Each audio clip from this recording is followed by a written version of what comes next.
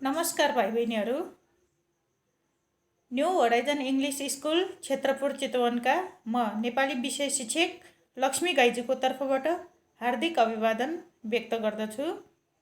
आज हामी कक्षा 9 को नेपाली पुस्तक अन्तर्गत रहेको जैविक खेती पाठको मूल भाव बुझ्न गइरहेका छौँ। पाठ रहेको छ जैविक खेती।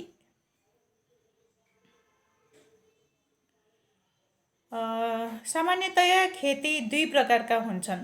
एउटा जैविक खेती, अर्को रहेको छ रासायनिक खेती। सर्वप्रथम जैविक खेतीको परिचय। परम्परागत जैविक वस्तुमा मात्रै निर्भर रहेर गरिने खेती जैविक खेती हो। जीवसँग सम्बन्धित कुरालाई जैविक भनिन्छ। आफ्नै परिवेशमा पाइने जीव, वनस्पति तथा अन्य कुराबाट जैविक खेतीको सामग्री तयार हुन्छ। यो पूर्णतः प्राङ्गारिक मलमा आधारित हुने भएकोले यसलाई प्राङ्गारिक खेती पनि भनिन्छ। जैविक खेतीका केही उदाहरणहरू यहाँ दिइएको छ। यिनीहरू जैविक खेतीका उदाहरणहरू हुन्।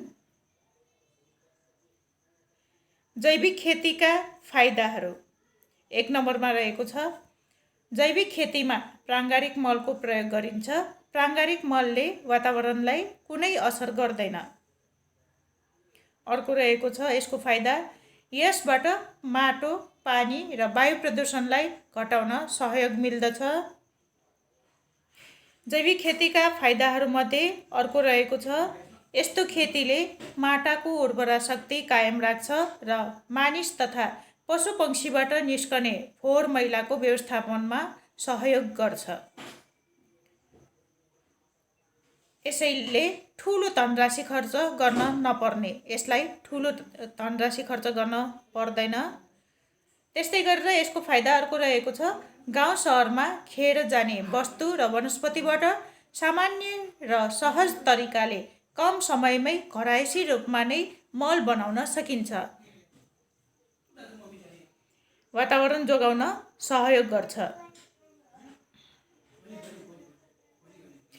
जैविक खेती गर्दा ध्यान दिनुपर्ने कुराहरू।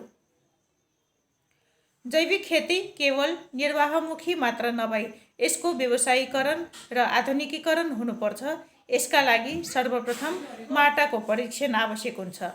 कुन माटामा के कस्ता तत्त्व छन्, के कस्ता तत्त्वको अभाव छ, कुन माटो कुन बालीका लागि उपयुक्त छ आदि कुराको जानकारी लिएर माटाको प्रकृति अनुसार जैविक खेती लगाउन सकिन्छ।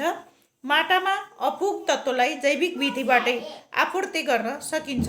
उपयुक्त हावापानी, उपयुक्त मौसम, आवश्यक मलको प्रयोग, सिँचाइ व्यवस्था, उपयुक्त बाली चक्र आदि मिलाएर खेती गर्नु आवश्यक हुन्छ। यसो गर्दा जैविक विधिबाट पनि पर्याप्त उत्पादन गर्न सकिन्छ।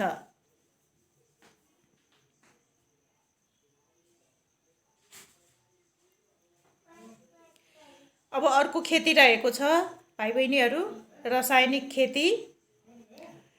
रासायनिक तथा कीटनाशक विषादी प्रयोग गरेर गरिने खेती रासायनिक खेती हो। 19औं शताब्दीमा रासायनिक मलको आविष्कार भयो।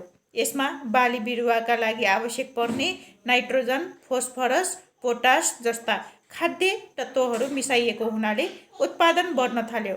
त्यस्तै 20औं शताब्दीदेखि कीट पतङ्गलाई नाश गर्न विषादीको पनि प्रयोग हुन थाल्यो। यसरी रासायनिक मल र विषादीको प्रयोग भएपछि थोरै जमिनमा धेरै उत्पादन हुन थाल्यो र यो खेतीको लोकप्रियता बढ्न थाल्यो। तर सुरुका दिनमा यसका केही फाइदा भए पनि पछि यसको नकारात्मक असर पनि देखिन थालेको छ। रासायनिक खेतीका बेफाइदाहरू। रासायनिक खेतीका बेफाइदाहरूमध्ये सर्वप्रथम रहेको छ रासायनिक मलले माटाको अम्लीयपन बढाएर प्राकृतिक बनावट बिगार्छ। अर्को रहेको छ जैविक तत्त्वको कमी हुँदा जमिन मरुभूमिमा परिणत हुन बेर लाग्दैन। अर्को बेफाइदा रहेको छ रासायनिक खेतीले बाली बिरुवाका मित्रलाई पनि असर गर्दछ।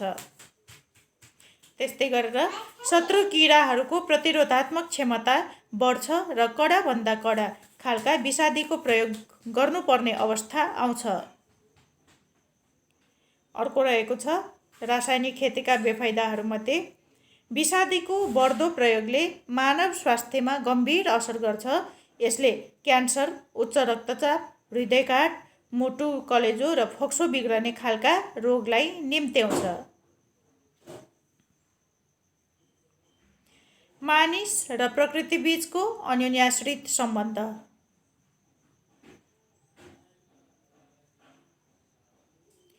पृथ्वीमा रहेका बोट बिरुवा, कीट पतङ्ग, चराचुरुङ्गी, जनावर र मानिसहरू परस्परमा निर्भर छन्। प्राणीहरूले खाद्य तत्त्व र अक्सिजन बोट बिरुवाबाट पाउँछन्। बोट बिरुवाहरूले पनि आफूलाई चाहिने हावा र खानेकुरा जीवजन्तुबाट लिन्छन्। मानिस तथा जनावरहरूका मलमूत्र बोट बिरुवाका उत्तम खाना हुन्। सडे गलेका पात पतिङ्गरलाई कुहाएर बोट बिरुवाका लागि खानयोग्य मल बनाउने काम कीट पतङ्गहरूले गर्छन्। यसरी पृथ्वीका प्राणी र वनस्पतिका बीचमा लेनदेन प्रक्रिया चक्र चलि घुमिरहन्छ। यस्तै अन्योन्याश्रित सम्बन्धले पृथ्वीमा जीवको अस्तित्व सम्भव भएको हो। यही लिने दिने प्रक्रिया नमिलेर अहिले वातावरणीय प्रदूषण बढेको छ। निष्कर्ष।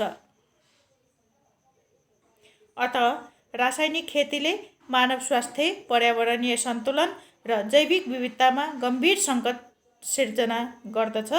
त्यसैले पछिल्लो समयमा रासायनिक खेतीको विकल्प सोच्न थालिएको छ। रासायनिक खेतीको एउटै विकल्प भनेको जैविक खेती नै हो। धन्यवाद।